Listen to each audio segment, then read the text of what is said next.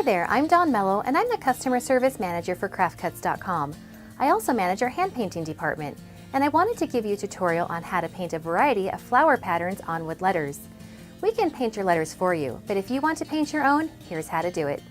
I'm using a 6-inch letter in the font called Spicy Rice, cut from our Baltic birch wood, but you can order any size in any font. The materials we use are acrylic craft paint in black, white, princess pink, Lisa pink, fuchsia, leaf green, lime green, pale yellow, and trail tan, Liquitex gloss medium varnish, tacky glue, a 1/4 inch foam sheet, a pencil, scissors, a 3/4 inch flat brush, a round brush, a liner brush, 220 grit sandpaper. I also have a paper towel, a paper plate, and water handy as well. I've laid down some butcher paper to protect my table from paint. First, we're going to paint the letter the base color. Each painter who works here has a different brush preference, but I like using the bristle brush because it fits into the nooks and crannies of the letter really well. Once I have a good coat on the sides, I sand off the paint buildup on the face of the letter. Then I paint the face of the letter, brushing it on in the same direction as the wood grain. I don't need a lot of paint on my brush because I don't want it to drip onto the sides of the letter. Now that my base coat is dry, it's time to paint the first flower design. I'm going to hand paint a large pink rose on this black letter for a dramatic effect. With Princess Pink, paint what looks like a big blob on the edge of the whitest part of the letter. Then I will add a few green leaves, vines, and dots with my round brush. It may take a couple coats of paint on the dark background. Next, I will add detail to the flower with Lisa Pink, Princess Pink, and white by painting squiggly strokes. To finish the design, I will highlight the leaves and vines with white paint. I'm going to use a stamp to lay out an all-over daisy pattern using pink, green, and yellow paint on this white letter. Make a few stamps by drawing a couple of simple flowers in different shapes on the foam sheet. If you're not confident in your drawing skills, you can print a design on a piece of paper and use it as a pattern. Cut the flower out of the foam and glue it to another piece of foam using tacky glue. Cut a loose square or round shape around the flower to make your stamp. Once the glue holding the stamp together is set, dip the stamp into the paint. Blot any excess paint on a paper towel and then stamp it on the letter. After stamping multiple colored flowers randomly on the letter, make the lines crisp and fill in the shape with a liner or round brush.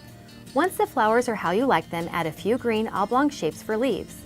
Take another color to outline and add detail to the flowers and leaves with thin strokes or dots using a liner brush.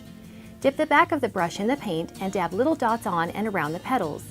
To finish this design, I will outline and add detail to the leaves with leaf green.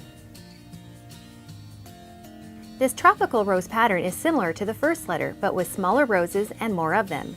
We use Lisa Pink, fuchsia, leaf, and lime green on a tan background. Paint these roses in an impressionist style, but don't worry about being exact or perfect. Paint some Lisa Pink blobs, and while the paint is still wet, add some fuchsia and Princess Pink strokes. Likewise with the leaves, we use lime green and accent it with leaf green and white.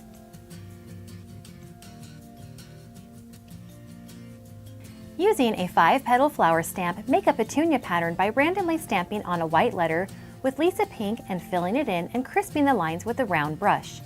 The leaves are painted like brackets on either side of the flower with lime green. Outline the flowers and leaves with a liner brush in a darker color, fuchsia for the flowers and leaf green for the leaves. Create the centers of the flowers with white polka dots. Lastly, dip the back of the liner brush in fuchsia and dab on some little polka dots to complete the pattern. A large poppy makes for a sophisticated floral design. At a white part of the letter, paint a fluffy cloud shape with Lisa Pink. Once that is dry, take a mostly dry round brush with yellow paint on it and dab it in the center of the shape like pollen. Do the same with black and then again with yellow in the center. Use a liner brush and white paint to outline the flower shape and paint the stamen. Finish the letter with some white polka dots using the back of the paintbrush. Creating cherry blossoms can be done by hand or with stamps. Here we use a large and small stamp with fuchsia and Princess Pink flowers. Using a liner brush, outline the flowers and draw on the centers with black and pink. Connect the blossoms and add detail with the liner brush loaded with black paint and then highlight with leaf green. Lastly, a tropical pattern can be added with some store-bought stamps of hibiscus and ferns. This letter was painted with fuchsia and white.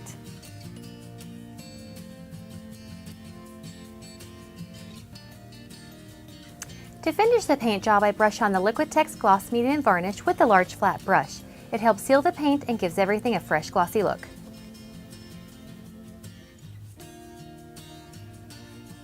Once the gloss medium and varnish is dry, I will go back and touch up the sides of the letters as needed. Be careful not to get any paint on the face of your letters, but if you do, simply wipe it off with a damp paper towel.